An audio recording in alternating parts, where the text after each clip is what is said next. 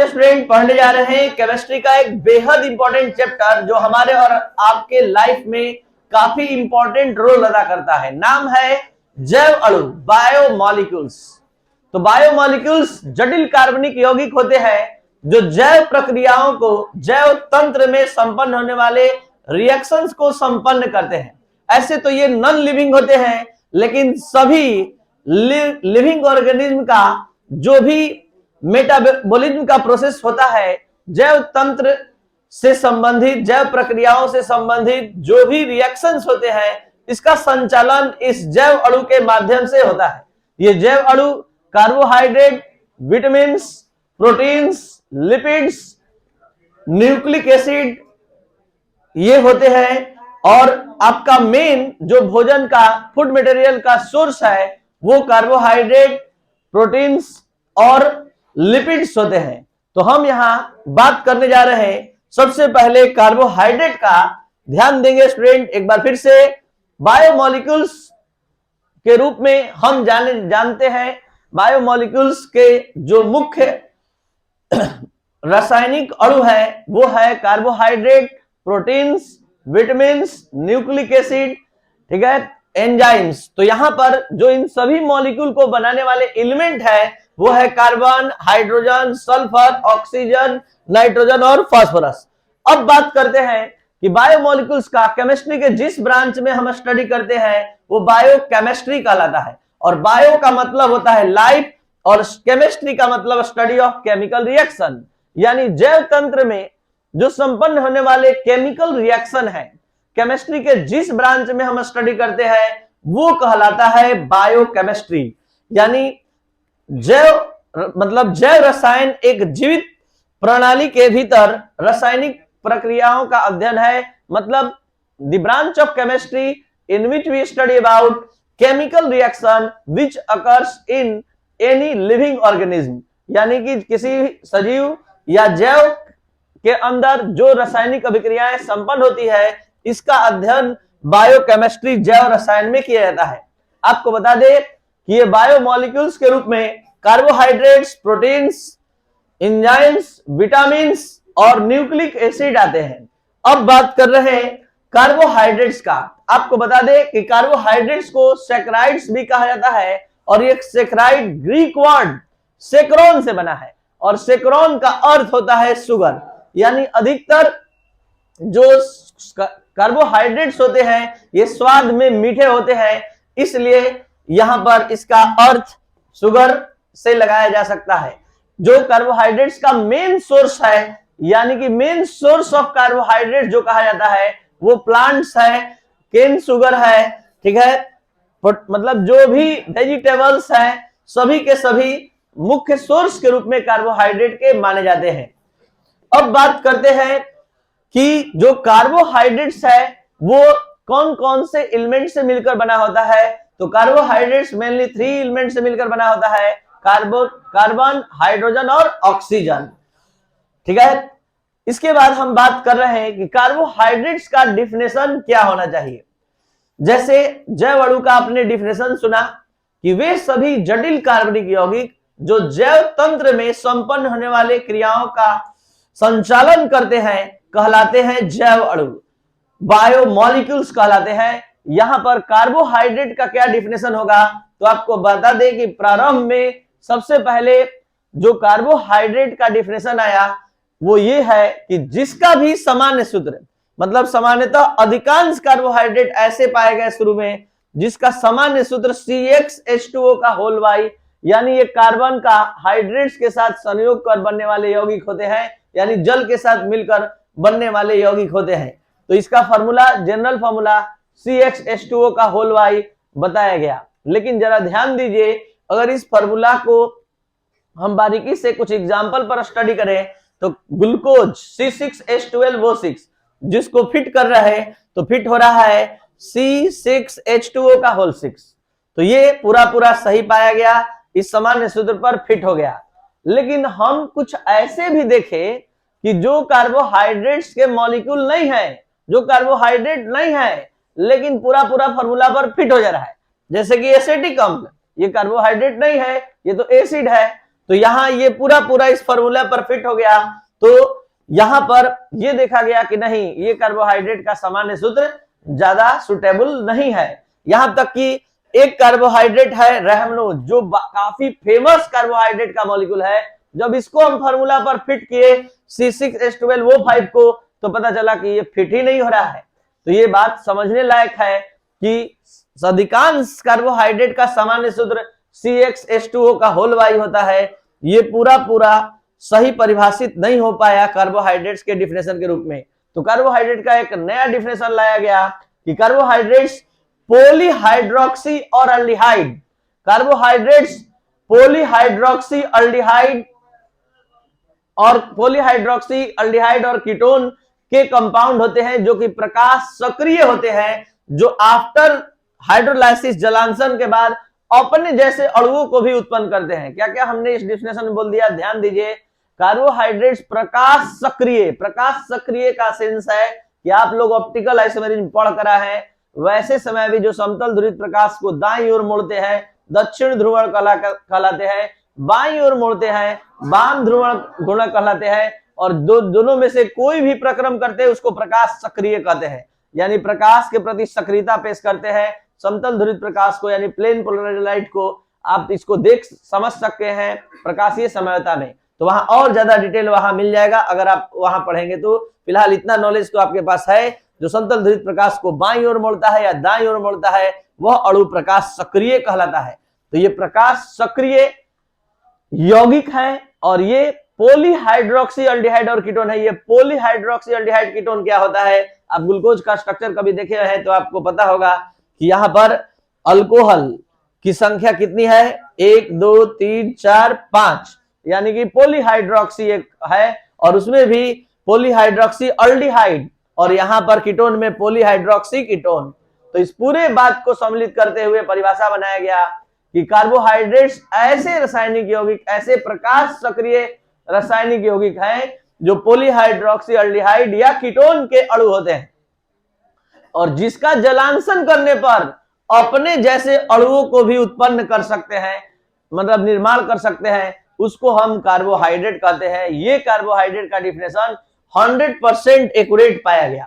आपको थोड़ा सा बता दे, ये कार्बोहाइड्रेट ग्लूकोज, फ्रुक्टोज, इथरोज और राइबोज के रूप में यहाँ एग्जाम्पल आप देख सकते हैं। कार्बोहाइड्रेट प्रकाश सक्रिय पॉलीहाइड्रोक्सी अल्डिहाइड या कीटोन के ऐसे यौगिक के रूप में परिभाषित किया जाता है जिसको जलांशन कराने पर ऐसी इकाइयां उत्पन्न करते हैं, जिसको हमने पहले ही बता दिया। अब आते हैं कार्बोहाइड्रेट के वर्गीकरण पर, ध्यान देंगे। अब यहां से क्लास आपका काफी इंटरेस्टिंग होने वाला है। कार्बोहाइड्रेट का वर्गीकरण जलांशन के आधार पर, जल में घुलने के आधार पर कार्बोहाइड्रेट को 3 भागों में बांटा गया है, मोनोसेक्राइड, ओलिगोसेक्राइड और पॉलीसेक्राइड। ये मोनोसेक्राइड क्या होता है, मोनोसेक्राइड क्या होता है, ध्यान दीजिए, जिसको जल में घुलने पर अपने जैसे अणुओं का निर्माण नहीं करते हैं, यानी खुद अकेले है। मोनो का मतलब एकल, एकल सेक्राइड, खुद सिंगल मतलब कार्बोहाइड्रेट है, वो आगे मतलब अपने जैसे कार्बोहाइड्रेट के अणु में वियोजित नहीं हो सकता है, तो ये मोनोसेक्राइड होता है। ओलिगोसेक्राइड, जिसको जल में घुलने पर अपने जैसे मतलब कार्बोहाइड्रेट के लगभग मोनोसेक्राइड्स के 2 से 10 अणु उत्पन्न कर सकते हैं जलांशन के बाद। जैसे आप देख सकते हैं, ये चीनी सुक्रोज को जल में घोलिए, ये टूट जाता है ग्लूकोज और फ्रुक्टोज में, तो ये अपने आप को साबित किया कि हम ओलिगोसेक्राइड है। और ओलिगोसेक्राइड यहां पर देख सकते हैं, ओलिगोसेक्राइड कितना अणु का निर्माण करता है, 2 से 10। और पॉलीसेक्राइड्स, पॉलीसेक्राइड्स वैसे कार्बोहाइड्रेट्स के अणु है जो 10 से अधिक मोर देन 10, 10 से अधिक यानी काफी संख्या में मोनोसेक्राइड्स के अणुओं का निर्माण कर सकते हैं जलांशन करने पर, तो ये पॉलीसेक्राइड्स कहलाते हैं। तो मोनोसेक्राइड्स जल अपघटित करने पर ये कार्बोहाइड्रेट्स के सरल अणुओं का निर्माण नहीं करते हैं। ओलिगोसेक्राइड कितना करते हैं, 2 से 10 कार्बोहाइड्रेट के अणु का निर्माण करते हैं जल अपघटन के बाद, और पॉलीसेक्राइड 10 से अधिक मतलब काफी संख्या में। तो यहां पर मोनोसेक्राइड जो हमने समझाया, अब उसको क्लियर कीजिए।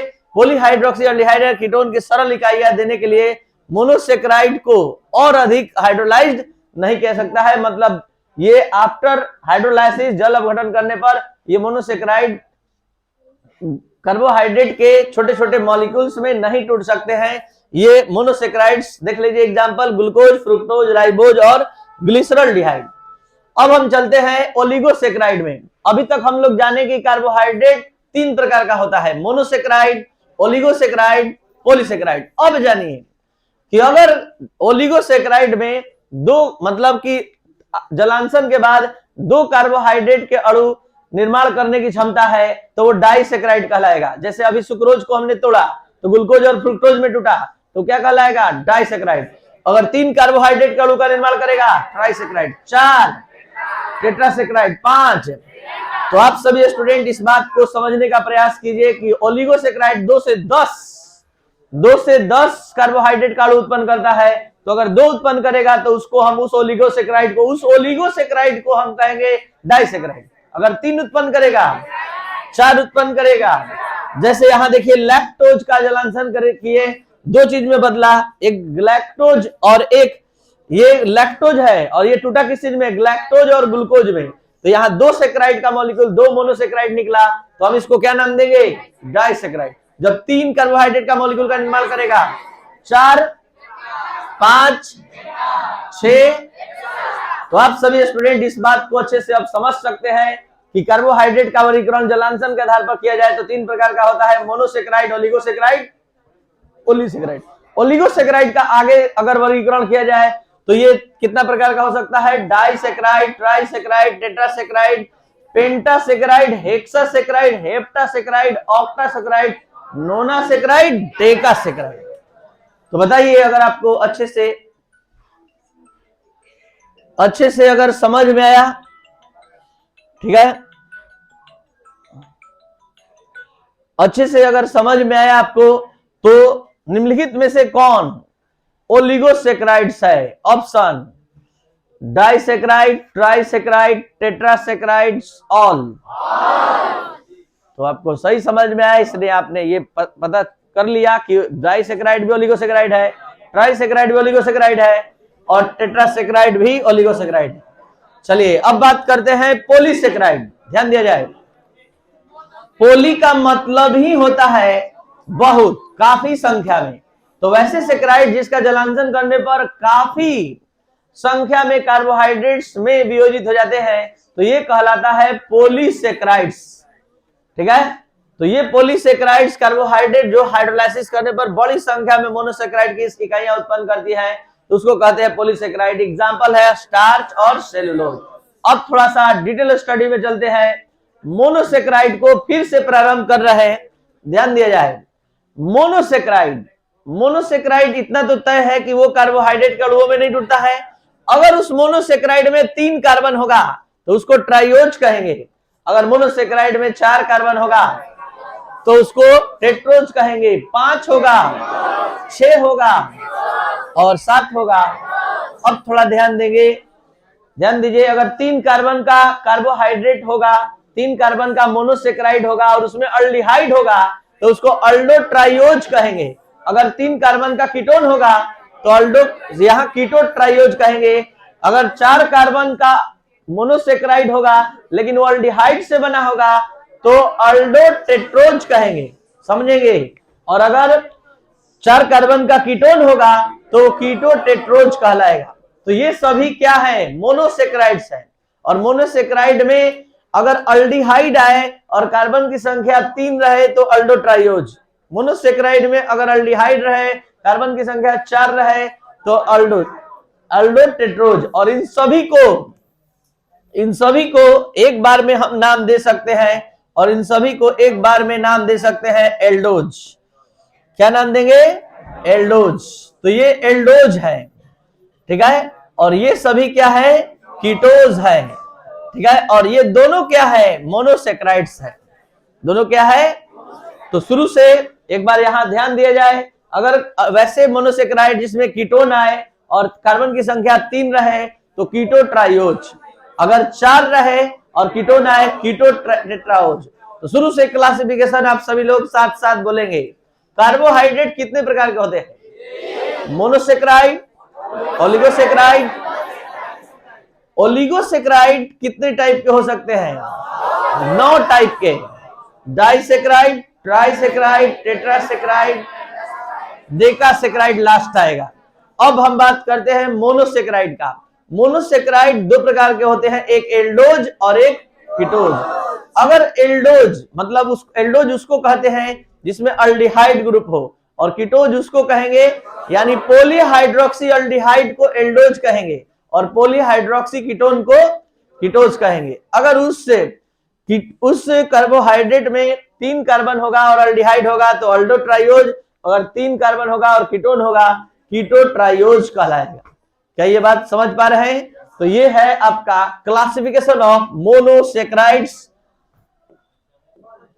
ठीक है, मोनोसेक्राइड कितने प्रकार का होता है तो यहां देख सकते हैं। मोनोसेक्राइड कार्बोहाइड्रेट, पहले मोनोसेक्राइड, ओलिगोसेक्राइड और पॉलीसेक्राइड। उसके बाद ये ट्राइयोज और टेट्राओज। ट्राइयोज भी 2 प्रकार का, एल्डोट्राइयोज, कीटोट्राइयोज। तो ये था आपका आज का क्लास, इंट्रोडक्शन क्लास, जो आज